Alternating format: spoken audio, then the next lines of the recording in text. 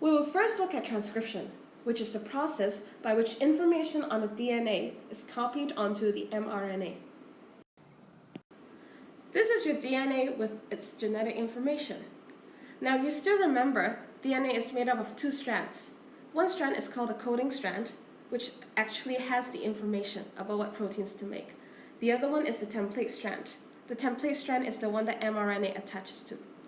Assuming that your coding strand has a base sequence like this, the base sequence on the template strand will then be exactly complementary to those of the coding strand.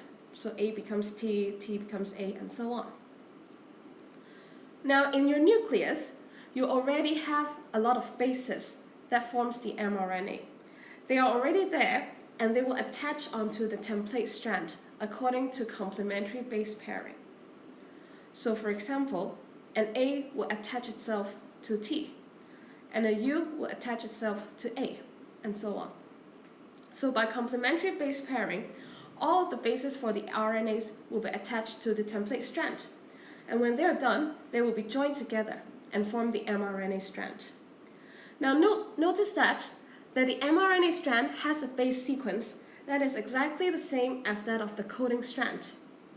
Except, of course, U replaces T, because mRNA, or RNAs in general, do not have T. Now this strand of mRNA contains the exact information from the coding strand, and it is ready to move out to the cytoplasm for translation.